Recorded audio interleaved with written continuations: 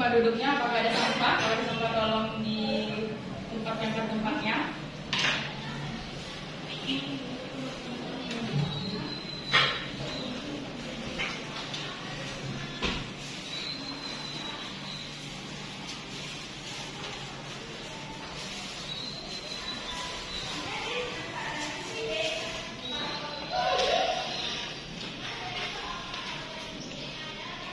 Baiklah.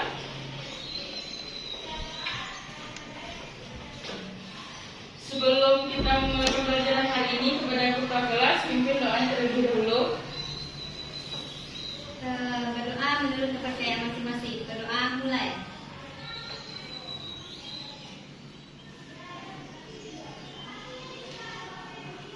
Berdoa selesai. Baiklah, yang pertama sekali kita akan mengambil absen. Sepinta Inelia, Hadir Bu. Febriana Mulyana, Hadir Bu. Afifah Aguspa, Hadir Bu. Miftahul Jana. Hadir Bu. Baiklah, hadir semua ya. Ya Bu. Materi kita sekarang tentang ruang lingkup biologi. Apakah ada yang mengetahui apa itu biologi? Apakah ada yang tahu apa itu biologi? Ya, kepada Sepinta. Biologi adalah ilmu yang mempelajari tentang makhluk hidup dan lingkungannya Bu. Ya, benar. Jadi biologi adalah ilmu yang mempelajari tentang makhluk hidup atau organisme, baik yang bersifat mikroskopis maupun makroskopis. Selanjutnya itu tentang biologi sebagai sains. Sains berasal dari kata Latin atau scientia yang artinya pengetahuan. Sains merujuk pada sistem untuk mendapatkan pengetahuan melalui pengamatan dan eksperimen serta berbagai bidang ilmu yang bersifat ilmiah. Jadi sains memiliki karakteristik. Jadi apakah ada yang tahu karakteristik sains apa saja? Ya, kepada Sepinta. Karakteristik sains yaitu yang pertama rasional, objektif, empiris, dan akumulatif Bu. Ya, benar sekali. Sains memiliki beberapa karakteristik yang seperti yang disebutkan Sepinta tadi. Rasional, maksudnya di sini yaitu sains merupakan hasil kegiatan berpikir secara logis menggunakan nalar yang hasilnya dapat diterima nalar manusia. Yang kedua, objektif, artinya sains merupakan kebenaran apa adanya karena didasarkan atas data-data dan tanpa pengaruh pendapat atau pandangan pribadi. Yang ketiga, empiris, artinya sains dapat dibuktikan dengan pengamatan, penelitian atau eksperimen. Yang keempat, akumulatif, artinya sains dapat dibentuk berdasarkan teori lama yang disempurnakan, ditambah atau diperbaiki sehingga makin sempurna. Baik, pengertian dan cabang biologi. Apakah ada yang tahu apa saja cabang biologi? Ya, kepada Febriani Mulyana. Cabang biologi itu ada botani, ada ekologi, embriologi, ada zoologi, terus ada juga bakteriologi, genetika, fisiologi, dan lain sebagainya. Ya, baik, terima kasih Febriani. Biologi memang memiliki beberapa cabang biologi. Biologi muncul dan berkembang melalui pengamatan dan eksperimen terhadap organisme yang pernah ada atau hidup di bumi. Dari waktu ke waktu, pengamatan dan eksperimen biologi terus dilakukan dan ditunjang dengan penemuan peralatan modern sehingga objek kajian biologi semakin banyak dan beragam. Dan cabang-cabangnya seperti yang telah disebutkan oleh Febriani Mulyana tadi, ada anatomi, anestesi, bioteknologi, botani, mikrobiologi, morfologi, paleontologi, dan masih banyak lagi. Selanjutnya kita akan membentuk beberapa kelompok. Kita akan membahas tentang peranan biologi dalam kehidupan.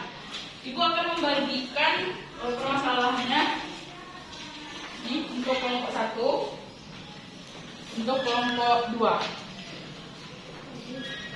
Sesuai yang gambar yang telah ada, coba kalian jelaskan atau kalian cari tentang peranan biologi dalam kedokteran, pertanian, peternakan, dan industri makanan.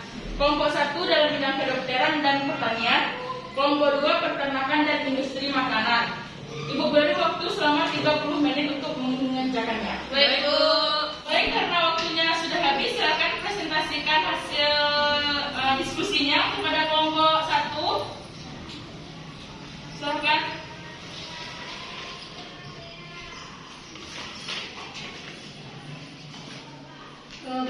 Assalamualaikum warahmatullahi wabarakatuh. Waalaikumsalam warahmatullahi wabarakatuh. Baiklah, perkenalkan nama saya Agifah Buspa dari kelompok 1.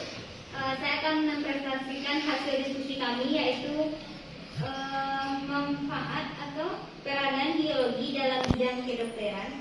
Yang pertama yaitu para penderita penyakit yang telah mengalami kerusakan pada salah satu organ tubuhnya ini telah mendapatkan jalan keluarnya, yaitu melalui teknik transplantasi atau pencangkukan organ. Transplantasi organ yang sudah berhasil dilakukan oleh para dokter adalah pencangkukan ginjal, jantung, sumsum tulang belakang maupun hati. Yang B-nya teknik fertilisasi in vitro. Telah dapat diaplikasikan tidak hanya pada hewan ternak, tetapi telah dapat dilakukan pada manusia. Teknik ini dapat membantu pasangan suami istri yang sulit mendapatkan keturunan karena suatu kelainan. Yang C, mikrobiologi kedokteran telah berhasil mengidentifikasi beberapa jenis mikroba yang menyebabkan penyakit pada manusia maupun hewan. Dengan demikian, antibiotik untuk mikroba-mikroba tersebut dapat dibuat. Yang D, virologi pun telah memberikan sumbangannya pada dunia kedokteran dengan mendasari pengetahuan dalam usaha menciptakan vaksin-vaksin. Misalnya, pada kasus yang baru saja terjadi, yaitu mengenai virus flu burung. Yang kedua yaitu peranan biologi dalam bidang pertanian. Misalnya penemuan bibit unggul, tanaman transgenik atau tanaman hasil rekayasa genetik, kultur jaringan, teknologi hidroponik, dan pemandulan hama. Dengan rekayasa genetik dapat dihasilkan tanaman dengan sifat-sifat yang dikehendaki.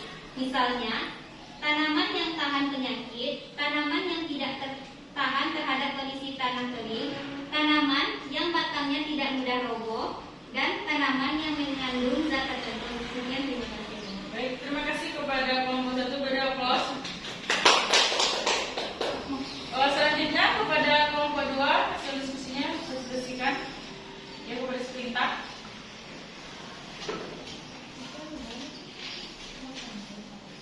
Baiklah, saya dari perwakilan kelompok 2 akan membacakan hasil diskusi kami, yaitu peranan biologi pada bidang peternakan, misalnya cloning untuk hewan, inseminasi buatan, kawin suntik, ayam bertelur tanpa dibuahi penjantan, dan hewan ternak yang bermutu unggul lainnya memproduksi susu, daging, atau telur berkualitas tinggi. Selanjutnya, peranan biologi dalam bidang industri.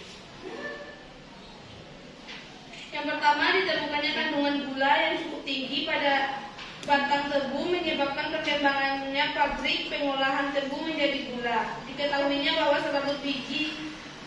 Peranan biologi dalam bidang industri. Yang pertama, ditemukannya kandungan gula yang cukup tinggi pada batang tebu menyebabkan perkembangannya pabrik pengolahan tebu menjadi gula.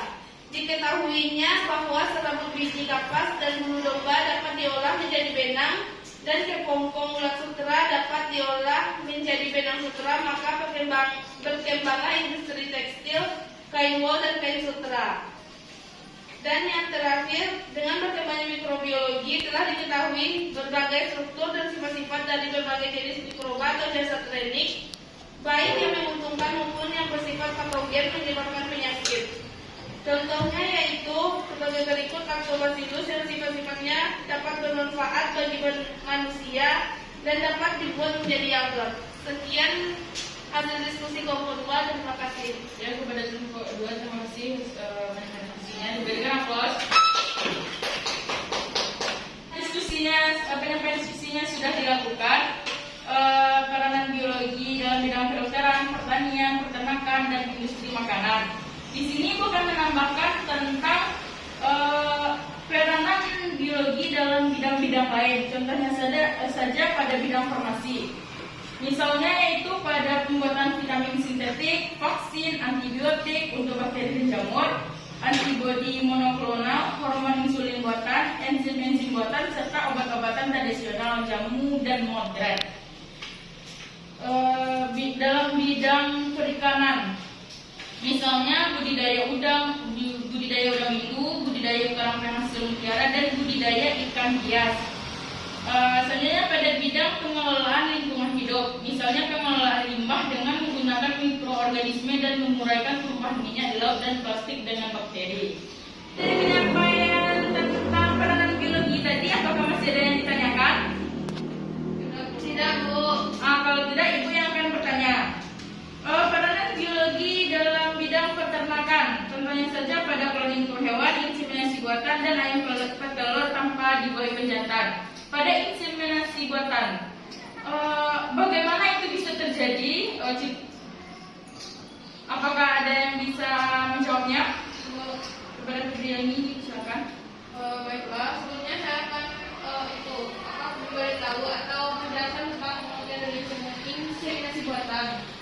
Inseminasi buatan itu biasanya terjadi pada hewan peternak, contohnya itu sapi, yaitu suatu cara atau teknik untuk memasukkan mani atau spermatozoa sapi yang telah dicairkan dan telah diproses terlebih dahulu yang berasal dari ternak jantan ke dalam saluran alkali betina dengan menggunakan metode atau alat khusus yang disebut insemination gun.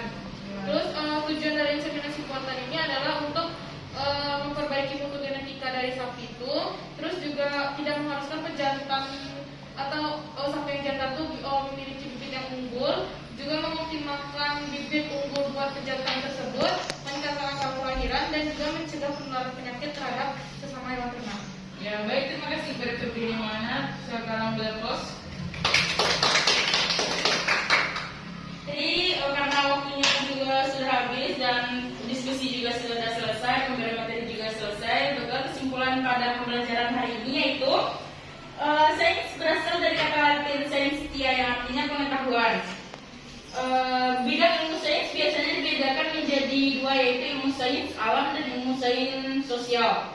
Berdasarkan sains itu memiliki beberapa karakteristik. Yang pertama yaitu rasional, objektif, empiris, dan akumulatif.